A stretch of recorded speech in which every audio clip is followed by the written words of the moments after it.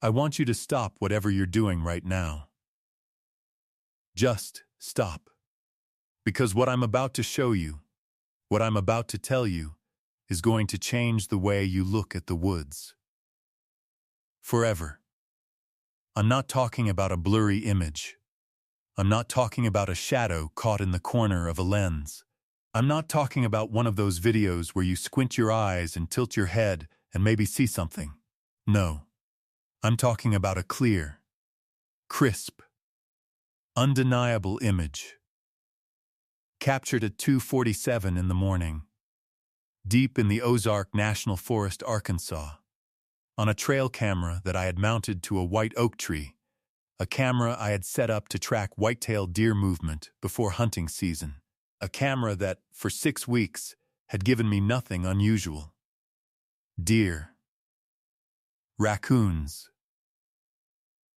a coyote or two, the occasional fox trotting through the frame like it owned the place. Normal stuff. Until the night of October 14th. Until that one image loaded onto my laptop screen and made my stomach drop straight through the floor. Because standing in that frame, at the exact spot where deer trails crossed, 37 yards deep into the tree line, was something I could not explain. Something tall, something dark, something standing completely upright on 2 legs, with a face that was not human.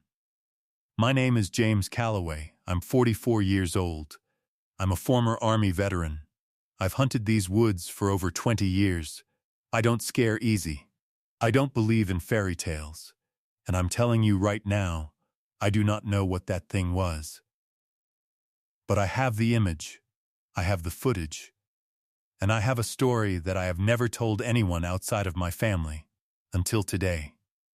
So sit down, turn the lights on, and don't you dare look away. Because this is not fiction. This happened to me.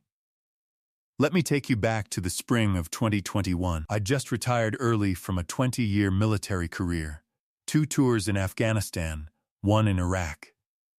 I came home to Arkansas with a bad knee, a lot of silence, and a deep need to get back to something simple, something real. Something that reminded me why I'd fought for this country in the first place. Land.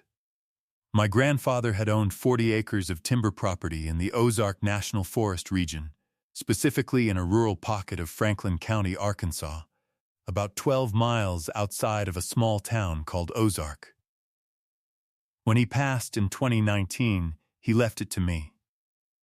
I didn't get to it right away. I was still deployed. But when I finally came home, that land was the first thing I thought about. I drove out there in March of 2021. First time I'd been on the property in almost 15 years. The road leading to it, and I use the word road very generously, was a rutted dirt path barely wide enough for my Ford F-250. Cedars and oaks pressed in tight on both sides. The GPS signal dropped about 2 miles before I reached the property line. No cell service. No neighbors within 4 miles. Nothing but trees, sky, and the sound of wind pushing through old timber. And it was beautiful. I mean that sincerely. There's something about the Ozarks that gets into your soul. The ridges, the hollows, the way the light falls through the canopy in the late afternoon like the whole forest is breathing. I stood at the edge of my grandfather's property that March afternoon, and I felt, for the first time in years, like I was exactly where I was supposed to be. I decided right then. I was going to build a cabin. I was going to hunt this land. I was going to spend my retirement out here in the quiet, away from the noise, away from the world. Over the spring and summer, I made it happen. Nothing fancy. A 700-square-foot log cabin with a wood stove, a small generator, a water pump connected to a well my grandfather had drilled years ago. Basic. Functional. Mine. By August, I was sleeping out there on weekends. By September, I was spending entire weeks at a time on the property. I set up 6 trail cameras across the 40 acres, positioned at deer crossings, creek banks, and what I called the main corridor, a natural funnel between two ridgelines where deer movement was consistently heavy. The cameras were good ones. Reconyx Hyperfire 2 units. Motion activated, capable of shooting in full color during the day and high-resolution black and white infrared at night. Each camera time stamped every single image. Everything was dialed in. Season opened October 1st. For the first 2 weeks, the cameras were producing exactly what I wanted. Whitetail bucks. Does. One absolute giant of a 12-pointer I'd nicknamed Colonel because he carried himself like he owned every inch of those woods. I was happy, content, settled in a way I hadn't felt in years. But then, in the second week of October, something shifted. I noticed it first not through the cameras, but through the deer. The deer disappeared. Any serious hunter will tell you, when the deer vanish, pay attention. Deer don't just stop. They're creatures of habit.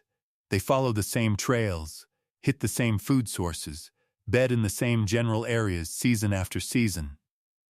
When that pattern breaks, there's a reason. Usually, it's pressure. Human scent. Someone else on or near the property pushing them around. Or a predator, a pack of coyotes working through the area, a bobcat setting up near a bedding zone, maybe even a black bear, which we do have in the Ozarks. But this felt different. On October 9th, my cameras, all 6 of them, across the entire 40 acres, recorded exactly 0 deer. Not one. First time that had happened since I'd put the cameras out in August. October 10th, same thing. Nothing. October 11th, I got one image of a doe, but she was moving fast. Tail up. Head high. Not feeding. Running. Running from something. I checked for sign around the property. Tracks. Scat. Anything that might tell me what kind of predator was moving through. I found a few coyote tracks near the creek on the southern edge, which wasn't unusual, but nothing that explained a total absence of deer across 40 acres. On the evening of October 12th, something happened that I still can't fully explain. I was sitting on the porch of my cabin. It was around 8:30 p.m., full dark, drinking coffee and listening to the night sounds the way I always did before turning in. Crickets. Tree frogs, the distant hoot of a barred owl, normal October night sounds in the Arkansas Ozarks. And then silence. Not gradual, not a slow fading of the night noise. Sudden, complete, like someone had flipped a switch. Every cricket, every frog, every single sound just stopped. I've been in combat. I know what it feels like when something shifts, when the air changes. When your body starts picking up signals your brain hasn't processed yet. I felt it then, sitting on that porch. The hairs on the back of my neck stood straight up. I sat very still. I didn't reach for my rifle. It was just inside the door, but I was aware of exactly where it was. I listened. For about 30 seconds, absolute silence, and then, from somewhere in the tree line to the north, maybe 200 yards out, I heard something, a sound I had never heard before in 20 years of hunting those woods. The best way I can describe it is this. Imagine the deepest, most resonant sound a human chest can produce. A low, rolling, guttural vocalization, not quite a growl, not quite a moan. Something between the two. It lasted maybe 4 seconds, then it stopped. Then silence again. Then the crickets started back up, slowly, nervously, like they were testing the air before committing. I sat there for another hour, rifle across my lap, watching that tree line. Nothing came out. But I didn't sleep well that night. October 13th, I spent most of the day scouting the northern section of the property, looking for tracks, disturbed ground, anything. I found something strange near a cluster of cedar trees about 180 yards from the cabin. 2 large cedar branches, each one easily 2 inches in diameter, had been snapped clean off at about 7 feet off the ground. They were twisted, not cut, not sawed. Twisted and snapped, like something had grabbed them with tremendous force and broken them. I stood there looking at those broken branches for a long time. A bear could do that. Theoretically. Black bears in the Ozarks can reach 6 feet when standing. They're strong enough to break branches. But there were no claw marks, no fur, no bear scat anywhere in the area. And the breaks were clean. Precise. Like something had grabbed the branch with a hand, not a paw, and snapped it. I took photographs. I measured the height of the breaks, 7 feet, 2 inches from the ground. I went back to the cabin. I ate dinner. I checked the trail cameras remotely through the SD cards. Nothing unusual. A few raccoons. No deer, no explanation. I went to bed. I did not know that 47 miles of Ozark darkness away, my trail camera number 3, the one I'd mounted on the white oak tree at the main corridor crossing, was about to record something that would change everything. October 14th. Morning. I pulled the SD cards from all 6 cameras around 8 a.m. Standard routine. I'd pour a cup of coffee, sit at the small folding table I used as a desk near the cabin window, plug the cards into my laptop, and scroll through the night's captures. Cameras 1, 2, nothing unusual. A couple of raccoons on camera 2. Empty frames on camera 1. Camera 3. I plugged in the SD card. The images loaded. The first several frames, timestamps between 8 p.m. and midnight, were empty. Motion triggers from wind-moving branches. Normal. Then I hit a cluster of images time-stamped 2:47 a.m. 3 images. All taken within a 4-second burst, the camera's rapid-fire mode triggered by significant motion. The first image, something at the far edge of the frame, partially obscured by brush. My eye caught it immediately because it was tall, much taller than a deer. But I thought, black bear, has to be a bear. Bears stand up sometimes, I've seen it before. I clicked to the second image, and I froze. Whatever this was, it was not a bear. It was standing, fully upright, on 2 legs, not in the hunched, awkward posture of a bear trying to stand, which any hunter can immediately recognize as unnatural for the animal. This thing was standing the way you or I stand. Weight balanced, spine straight, head forward. It was facing the camera directly. The infrared captured it in sharp, clear black and white. I can describe it to you in detail, because I have stared at this image more times than I can count. Height. My camera was mounted at exactly 36 inches off the ground, angled slightly upward at a 15-degree tilt. Based on the known height of surrounding trees and ground reference points I was intimately familiar with, I later calculated this figure stood between 7 feet 2 inches and 7 feet 6 inches tall. Build. Massive. Not fat. Not bloated. Muscular in a way that was deeply unsettling. The shoulders were extraordinarily wide. I mean genuinely, anatomically wrong wide for anything human. The arms were long. Longer than human proportions allow. They hung at the sides, and the hands, if you could call them hands, were visible at approximately mid-thigh level. The body was covered in what appeared to be dark hair or fur. Not a jacket. Not clothing. You could see the texture of it in the infrared, the way it caught the light differently than skin would. And the face. God, the face. It was canine. That's the only word I have for it. The snout extended outward, not flat like a human face, but protruding, elongated, like a dog's muzzle. The ears were visible at the top of the skull, pointed, erect, like a German shepherd's ears. The eyes, and this is what gets me every single time I look at that image, the eyes were reflecting the infrared light. 2 bright white circles of eyeshine, centered in that dark face, staring directly into the lens. directly at the camera. It knew the camera was there. I sat at that table for I don't know how long. Maybe 10 minutes. Maybe 20. Just staring at my laptop screen. My coffee went cold. I didn't notice. My hands were shaking. I'm not ashamed to admit that. I'm a combat veteran. I've been shot at. I've been in situations that would make most people collapse. And sitting in that little cabin in the Ozarks on an October morning, I was shaking looking at a photograph on a laptop screen. I clicked to the third image. It was gone. Just the empty trail crossing. Trees. Leaves. Nothing. Whatever it was had moved out of frame in under 4 seconds. Something that large. Moving that fast.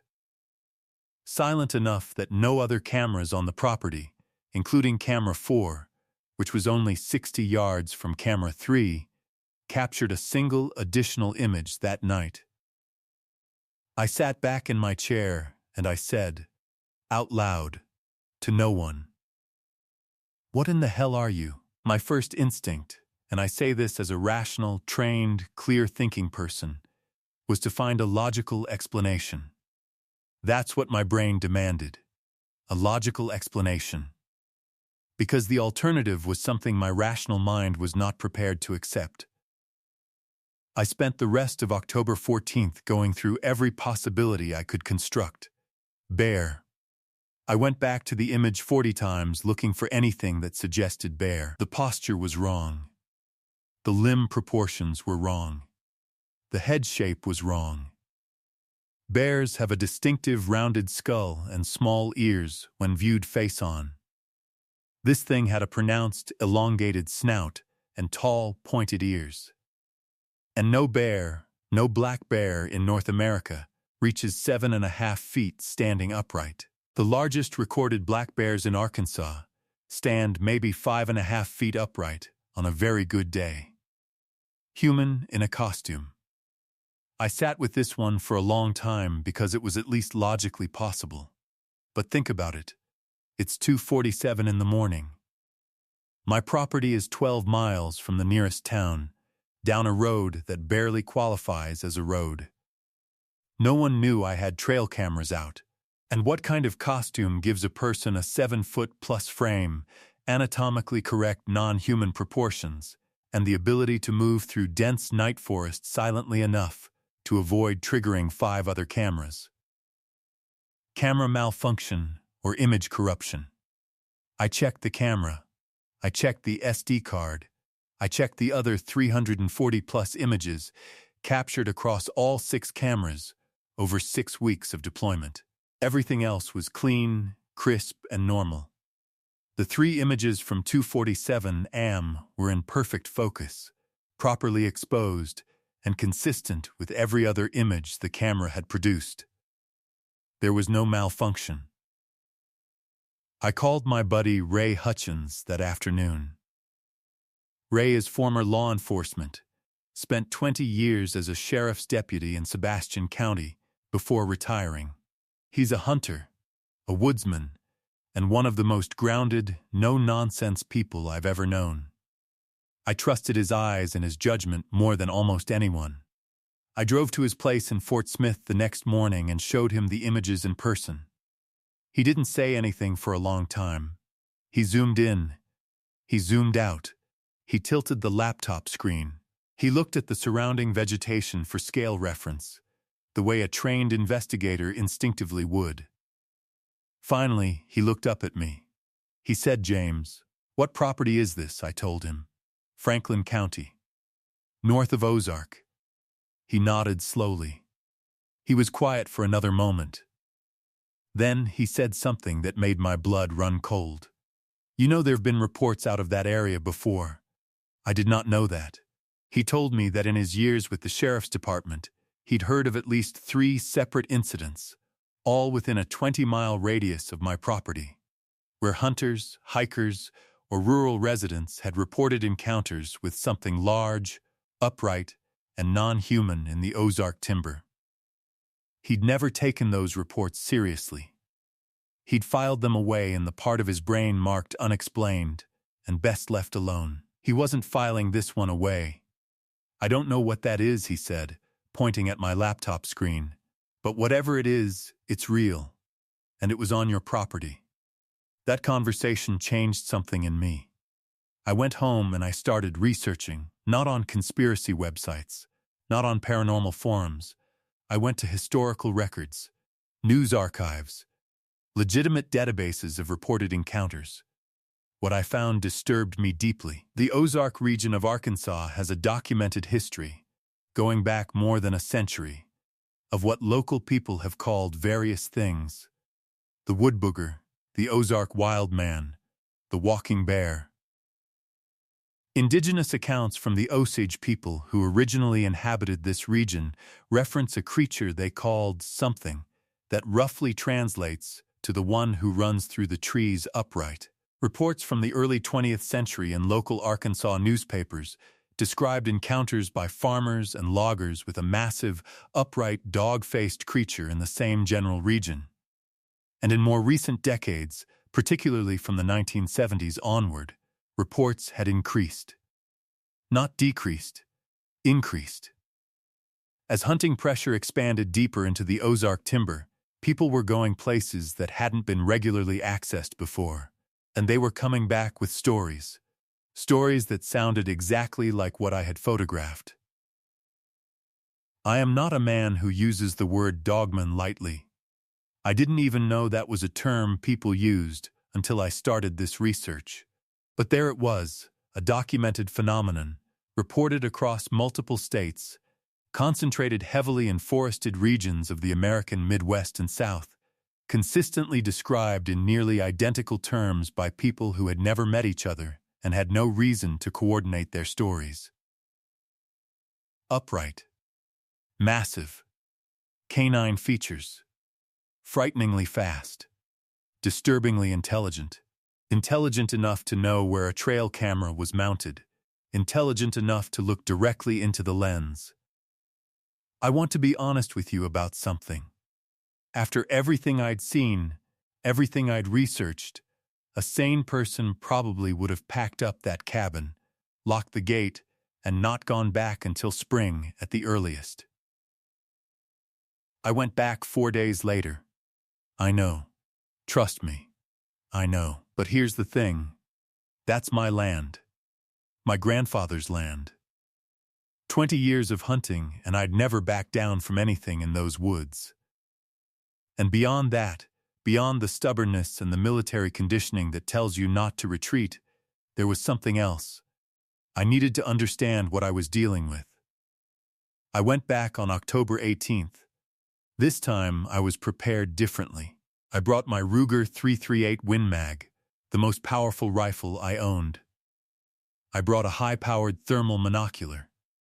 I set up a motion-activated floodlight system around the cabin perimeter. And I repositioned 2 of my trail cameras, including camera 3, to cover wider angles and overlapping fields of view. I also brought a digital audio recorder, because I'd read that some researchers had captured vocalizations in areas of reported Dogman activity, and I wanted documentation of anything I encountered.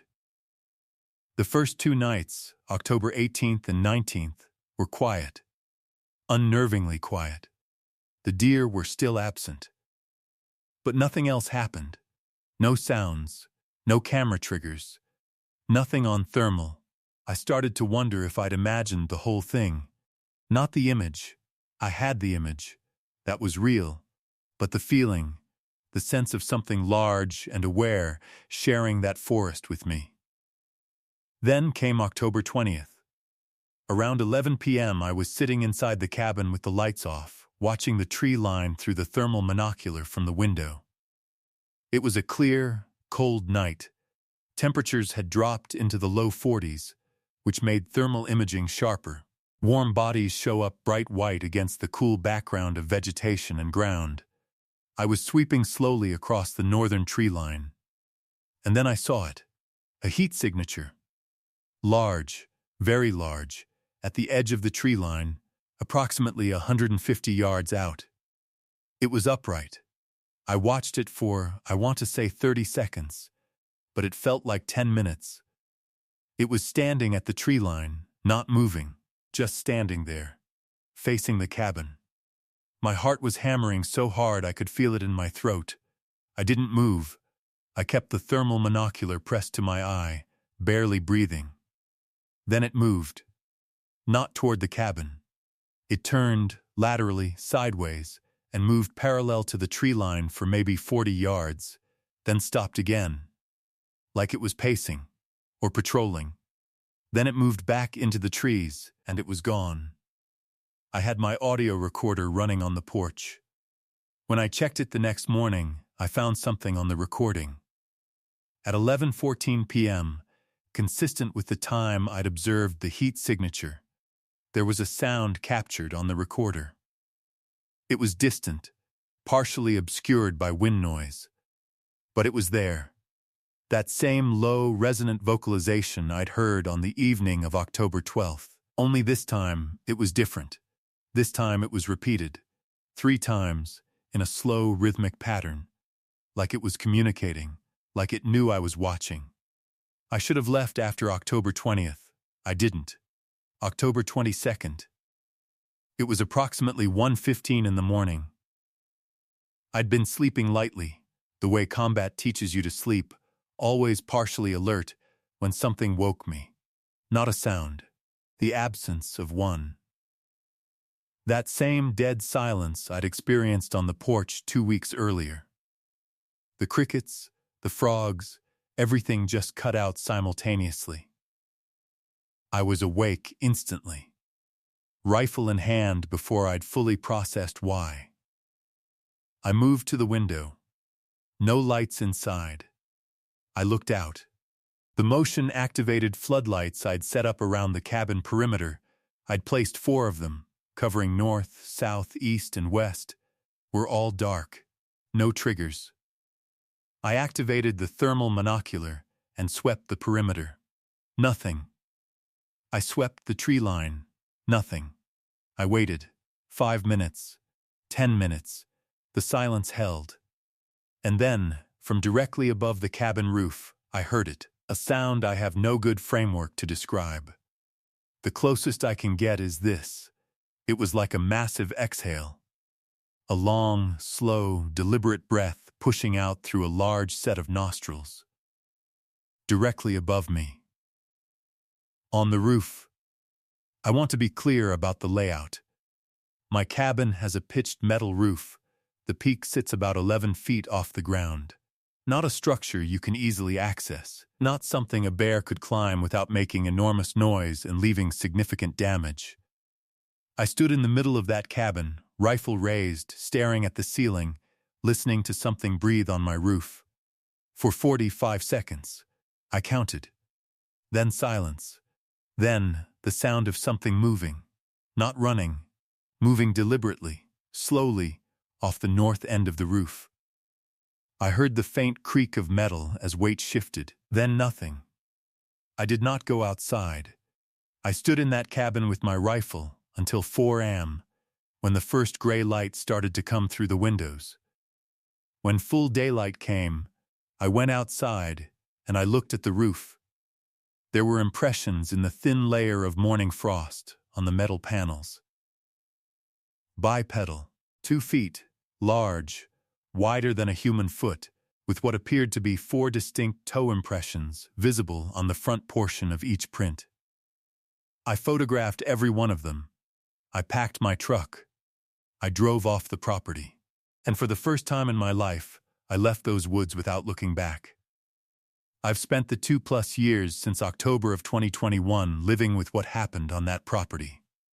I've had long conversations with researchers, serious researchers, academics and former law enforcement and wildlife biologists who study this phenomenon quietly, carefully, and without the circus of mainstream attention. People who take the evidence seriously because they've encountered it themselves, or because the volume and consistency of reports from credible witnesses across decades has pushed them past the point of dismissal. Here's what I know. I know what I photographed on camera 3 on October 14, 2021, at 2:47 in the morning, was not a bear, not a human, not a camera malfunction, and not something my mind manufactured. I know what I observed through the thermal monocular on the night of October 20th was real, physical, and upright. I know what I heard on the roof of my cabin on October 22nd was something enormous, something bipedal, and something that had followed or tracked me to a structure I thought of as safe. I know that my grandfather owned that land for 40 years before he left it to me, and I know that in the year before he passed, he told me something that I didn't fully understand at the time. He said, "James, whatever you do with that property, don't go into those north woods at night." I never did. And there's a reason. I asked him what the reason was. He looked at me for a long moment, and then he said, "Some things are better left to their own spaces." I thought he was talking about coyotes, about getting turned around in the dark in rough country, about an old man's caution in familiar terrain. I don't think that anymore. I think my grandfather knew. I think maybe the people who've lived close to these deep Ozark ridges for generations have always known that something shares those woods with them. Something old, something territorial, something that has worked very hard to stay out of our understanding. And I think that something, on the night of October 22nd, 2021, came to the edge of my roof and breathed in the dark and decided, for whatever reason, to let me leave. And I am grateful for that decision every single day. I still own the 40 acres. I haven't sold it. I haven't leased it. I haven't let anyone else hunt it or access it. I go back twice a year, in daylight, never overnight, to maintain the cabin and check the property. The trail cameras are still up. Camera 3 is still mounted on the same white oak tree at the main corridor crossing. In the 2 years since October 2021, the cameras have captured normal wildlife again. The deer came back by spring of 2022. The raccoons, the coyotes, the foxes, all of them, back to normal patterns. Except for one thing. On November 3, 2022, almost exactly 1 year after the October events, Camera 3 captured a single image. 2:31 in the morning, same spot, same upright figure, standing in the frame, facing the camera, the eyes reflecting the infrared. I looked at that image for a long time, and I thought about what my grandfather said. Some things are better left to their own spaces. I think whatever lives in those north woods has been there longer than my grandfather. Longer than the people before him. Longer than any record we have of human presence in those hills. I think it knows the boundary between its world and mine. I think it expects me to know it too. So far, I've been smart enough to respect it. I hope I always will be. If you've made it to the end of this video, thank you. I know this is a lot to take in. I know some of you are skeptical, and honestly, I respect that. I was one of you before October 14th, 2021. But I want to ask you something before you close this video. Think about where you've been in your life, the trails you've walked, the campsites you've slept at, the hunting grounds you've sat in before dawn, with the darkness pressing in on all sides. Think about the times the hair on your neck stood up for no reason. Think about the sounds you talked yourself out of investigating. Think about the shapes you convinced yourself were shadows. Were you right to talk yourself out of it? Or was something out there, something you weren't ready to see, giving you the same courtesy my grandfather's Ozark nights gave him? The image from Camera 3 is real. The footage from October 20th is real. The prints on that roof on October 22nd are real. And whatever made them is still out there. Right now, tonight, in woods that look exactly like the ones closest to you. Stay safe, stay aware, and if you're heading into deep timber this season, maybe don't go into those north woods at night. If this story got under your skin, you know what to do.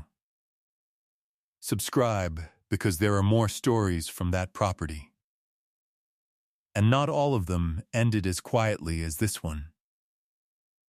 Drop a comment below. Have you ever captured something unexplainable on a trail camera?